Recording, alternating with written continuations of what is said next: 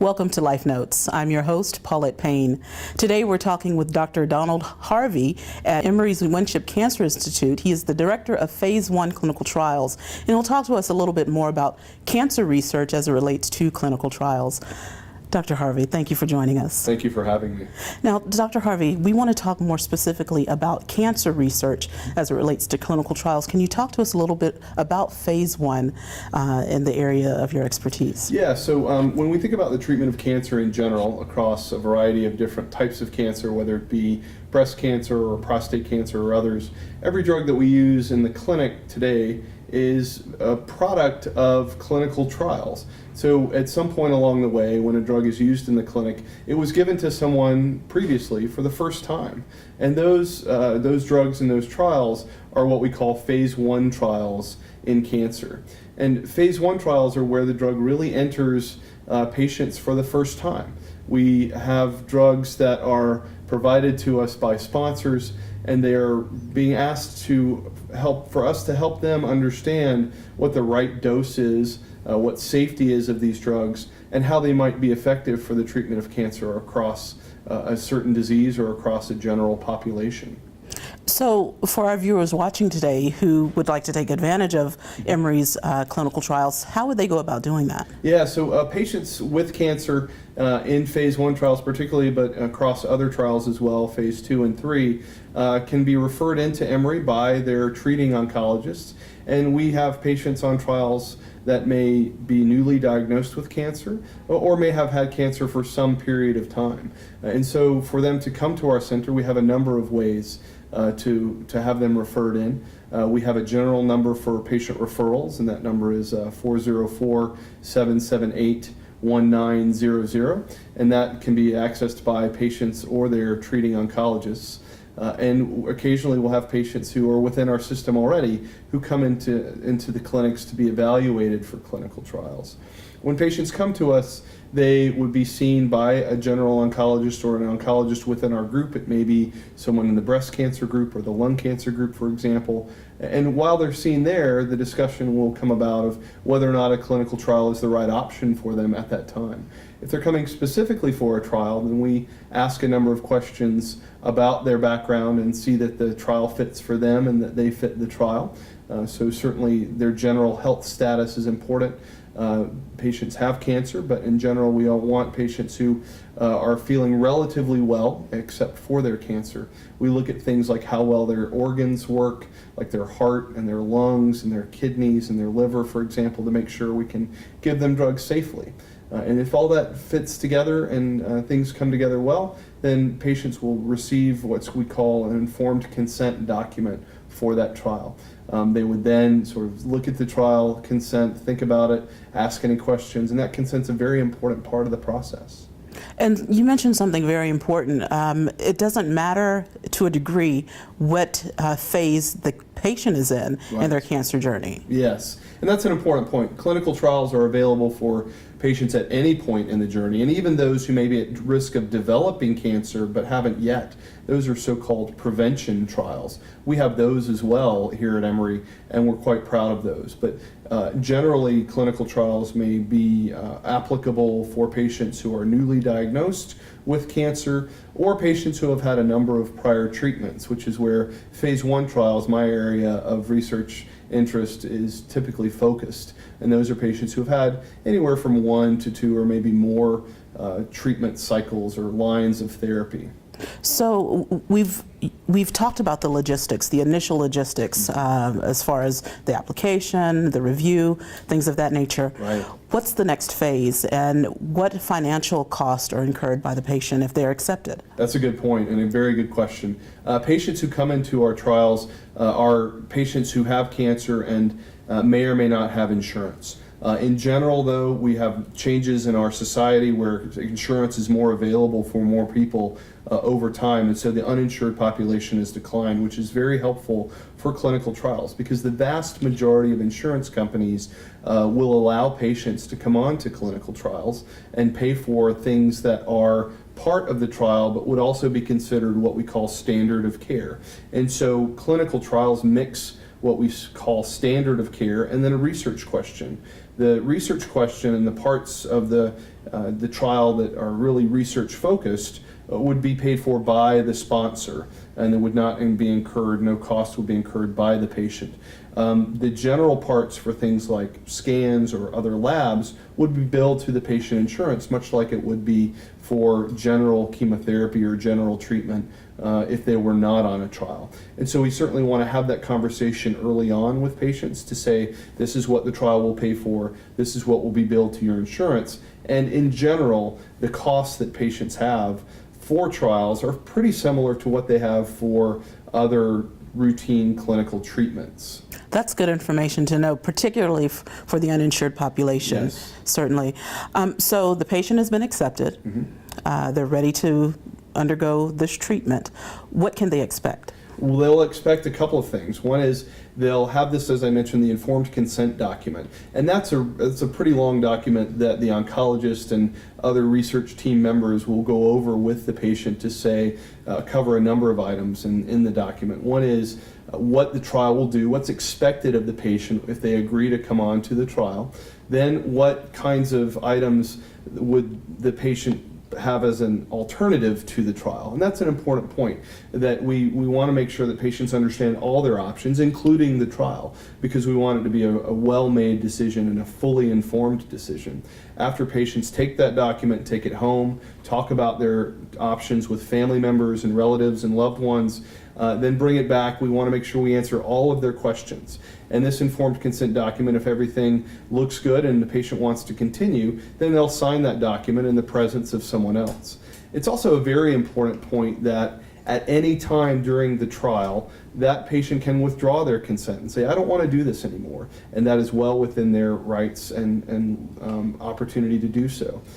We generally, in the context of a clinical trial, patients are followed very carefully, and oftentimes more carefully than they would be if they were getting routine treatment for their cancer off of a trial. So a trial really does offer a number of advantages if it's the right thing for the patient and for the investigational treatments.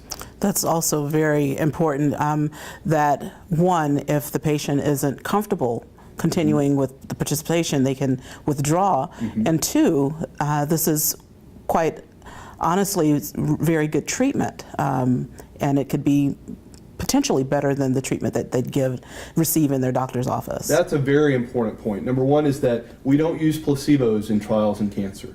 If there is an active treatment that is to be used, it is active. We may ask questions if there's an active treatment that we're currently using in the clinic, how does that compare to an active treatment plus another drug?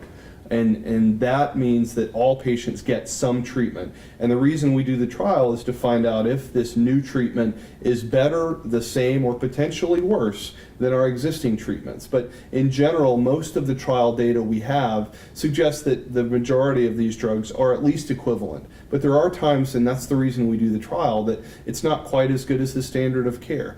But having said that, we always will offer the standard of care as part of a trial in those kinds of trials that we do. Certainly, certainly. Now, are the patients followed closely by you or their primary care physician? When patients come to us for trials, we tend to assume their care, meaning that if they are on a trial, we really like to have them have all of their cancer care done here at Emory, for example, and most centers want that as well, because what that allows is a single point of contact for patients to know, and there are things that we have to do on a trial that if there are other things that are introduced into the patient's care that maybe shouldn't be or can't be because of the trial that they're on, that can complicate things and potentially make things unsafe for patients. And so we really want to be the single point of contact for that patient, and anyone who is coming into contact with the patient, whether it be another oncologist or a general medicine doctor, is always welcome to call us if there are things that need to happen for their care off of the trial. So the lines of communication are definitely open between you and the primary care doctor. And if you take an example of a routine treatment, for example, for breast cancer and chemotherapy for breast cancer, oftentimes women with breast cancer getting IV chemotherapy will be seen maybe 2 or 3 times in a 1-month period. If you were to take an average phase 1 trial, for example, patients would be seen on average 5 times in a 1-month period. And so when you're on a trial, you generally have more interactions with healthcare providers, whether it's a physician or a nurse or infusion center nurses, than you would on getting routine clinical care. And so you have a lot of opportunities to engage with the healthcare system that you may not have as getting routine care. And as part of this routine care, what is the duration of the clinical trial once the patient is accepted? That's a great question. The duration, as I said earlier, the patient has the ability and right to withdraw the consent at any time, and that's one reason that the trial might end for that patient. The other reasons that trials might stop are because of side effects of certain treatments. If there is a side effect that a patient doesn't like or that we as their treating team doesn't like, we'll stop the drug, because safety really is the number one reason we're looking at a lot of new therapies. And the third reason is we take a look at how their cancer is doing through whatever measure we use, and most commonly that's through scans, and we see that it's not really doing what we want it to do for the cancer. Other than that, if the patient's tolerating the drug well and it's working for their cancer, we'll continue that drug for as long as all those things fit. And in closing, because this has been phenomenal information, I'm sure our viewers will be very appreciative of it. Once the trial is over, what's the next step in their care? Yes. So the next step in any patient's care really depends on how they did on the trial and what's available to them. We often have patients, in particular in our phase 1 group, where they'll go from, if one trial doesn't work for them, they'll move on to a different trial. We've had patients who have been on 4 or 5 different trials. And sometimes we're trying to find the right dose of a drug or the right drug to help that patient in particular. And we still have a fair bit of work to do within the treatment of cancer in general. And that's why clinical trials really are critical to getting new therapies out and understanding what those therapies may do in different populations.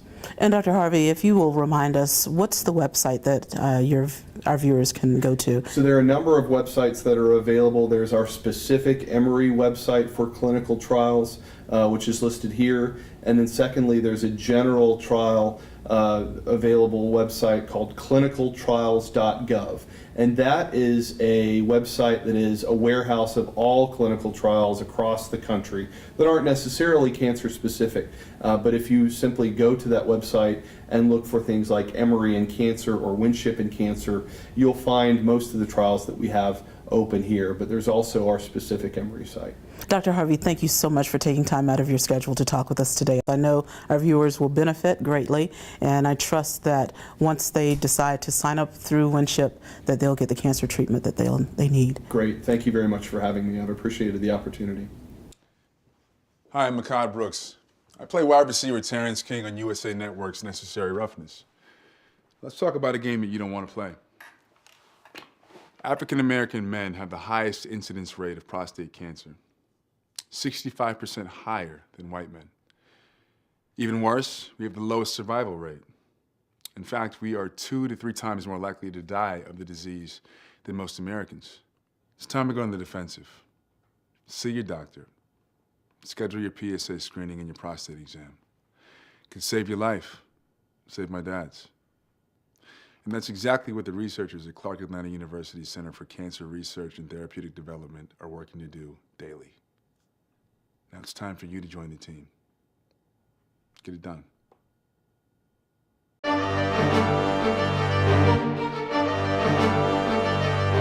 Welcome to Life Notes. I'm your host, Paulette Payne. We're at DeKalb Medical Center talking with Dr. Joe Weissman, who is the chair of the Institutional Review Board and neurologist here at DeKalb Medical. We'll be talking about clinical trials today. Dr. Weissman, thank you so much for joining us. You're welcome, Paulette. Now, let's cut to the chase and talk specifically about clinical trials. What are these trials and who's eligible? Well, clinical trials are the way that new medicines or devices or other treatments are evaluated. So a patient, if they're interested in participating in clinical research, could look at the clintrials.org website and find out what clinical trials are available in their area of interest. And so do they have to be referred by their doctors, or is this an initiation by going to the website? It would depend on some trials might require referral. In general, no. And so walk us step by step. So the patient meets the criteria. What's the next phase? Well, the first thing that a patient has to do is to sign a consent form. And in some cases, even to learn about a trial, there has to be some kind of form to make sure the process is appropriate. The consent form is the key document as far as the patient is concerned. It contains the procedures in the trial, the reasons for the research, any risks, any benefits, and other related information. Well, you brought up a very good point, the benefits. What are some of the advantages for? Typically, in a clinical trial, one of the things that is not an advantage is that the procedure in question is usually being evaluated as to whether it's effective or not. So that can't be said truly to be a benefit. However, a patient may receive visits and tests and extra contact with healthcare personnel, which might include education, and they might consider that beneficial. But the actual goal of the trial is research and can't be considered a direct personal benefit. Sure, sure. Now, when a patient undergoes these clinical trials, are they being treated by their doctors or doctors specific for the trial itself? The principal investigator in most clinical trials is a physician who is conducting the trial. That may be their doctor or not. In general, to be an investigator in a clinical trial, you have to be a part of a process that's initiated under FDA guidance. So sometimes it will be and sometimes it won't. And most people conducting clinical trials will want to have the patient retain the relationship with their regular doctor so they can continue to get care after the trial is over. Now, let's go back to a previous comment you made about a website patients can go to. Can you mention that again? Right. Starting about 10 or more years ago, all clinical trials are supposed to be registered in a database called clinicaltrials.gov, and you can Google clinicaltrials.gov and search for a trial of interest. It will also include data on completed trials and trial results. Wonderful. That's very good information for those watching. Now, more specifically, as it relates to the African American community, according to a study out of the University of California, 2% of African Americans participate in these clinical trials. Can you talk a little bit about why that's such a low number? Well, it's hard to say for sure. My own experience is that one reason some African Americans might not participate is they may not have as regular health care and be as having contacts with a physician interface which is going to inform them of research. It's also a question of being more media connected. Many clinical trials are advertised on the media and don't depend on having regular health care. I do think that the kind of memory of the Tuskegee experiment, which disadvantaged a number of black men from the 30s through the 70s actually, is a hard memory for some. And I think there may be a sort of suspicion of doctors in general on the other hand. I think in the modern day, clinical trials are vetted for safety, and people don't need to be afraid to participate in clinical trials compared to, the 30s. Because that was a very traumatic experience in the African American community. And it led to major legislation. That's correct, which was necessary legislation. Right, and additional refinements were also made as time went on. So. Certainly. Now, where do you see clinical trials going in the near and distant future? Well, clinical trials are going to continue as long as we have new medications coming out or new devices. And also, some clinical trials are designed to look at healthcare outcomes, and so as healthcare is not getting any cheaper, clinical trials are done to look at what is the most efficient way to deliver care and so on. So they're going to be going on for a long time, forever, really. And Dr. Weissman, I understand you have a great amount of experience conducting these trials. Can you talk to us a little bit about Well, I have participated as a principal investigator in clinical trials in various neurological conditions. I've consulted on some clinical trials and continue to do that in the area of MS. My present position as chair of the IRB at DeKalb we monitor the safety of patients and human rights protection in clinical trials that take place at this campus.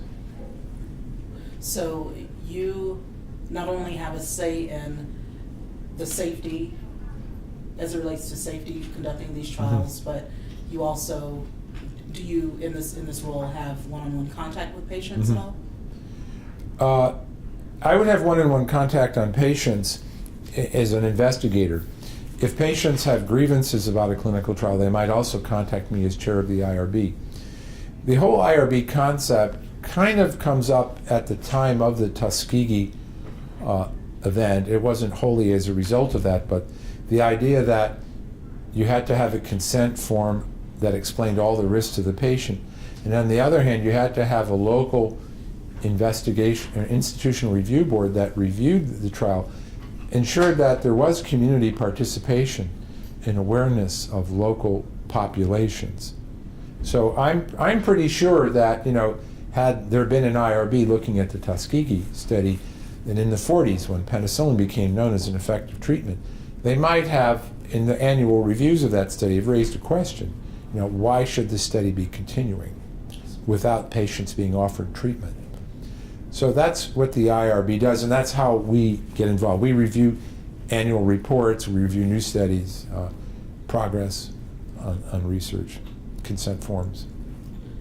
And in closing, Dr. Weissman, what would you say to those watching today, those who might be apprehensive about participating in clinical trials? What would you say to them? Well, I would say if there's a condition that you have and you're interested to some degree in getting involved in research, to go talk to someone. You're not, just because you talk to someone, you're not actually not committed to be in the clinical trial. And even if you read through a consent form and learn about the trial, even if you do sign a consent form, you're able to exit at any time. So there's really no harm in learning. In the area of cancer, for instance, I think it's fair to say that cancer treatment is very much a work in progress. There aren't too many kinds of cancer that can be considered permanently cured. And we have a lot of exciting, you know, ideas in cancer that are being looked at. So, and I think you won't be exposed to these necessarily unless you look at the clinical trials either on the website or in person. And so the takeaway is to seek out, ask questions, Yep. and don't be apprehensive about participating. And ultimately, your research doesn't mean commitment. No, it doesn't mean that you're stuck with it and you're forced to do it and you shouldn't feel guilty. I think in the area of cancer, which is, I know, an area of interest here, it's important to realize that some degree of research is really part of good clinical care, because we don't really know what the best treatments are for these conditions, and it's kind of hard to imagine that any of the current treatments will really be the mainstay of treatment in 20 years or 30 years. I think everything is evolving. Hence the benefit of clinical trials. Right. Because you're testing these Well, modes of... I think in general people are going to be better if there's ongoing participation in clinical trials. I mean, now in a given particular trial, you know, whether it's going to work or not is unknown. I think a lot of the new exciting trial designs where we have newer drugs that are less toxic, that are more selective, and potentially very effective in a given case, make it very exciting. It's also raising questions on how to conduct these trials, how to use placebos and so on. Dr. Weissman, you've shared a great bit of information with us today. I thank you for taking your time to talk with us. Okay. And Thank you, Paulette. You're welcome. We do hope our viewers will be more interested, be more proactive in researching clinical trials and the benefit it might have on their health. Thank you so much. You're welcome.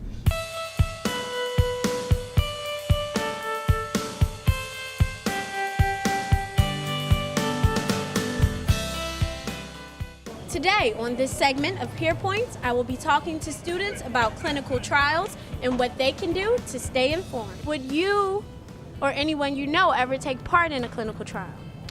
Honestly, I could see myself doing that depending on what it was for. I mean, it would have to be something that I really felt like I would want to help impact. Depending on what the cause was and what the research was for, I would, as long as I'm not going to be physically harmed.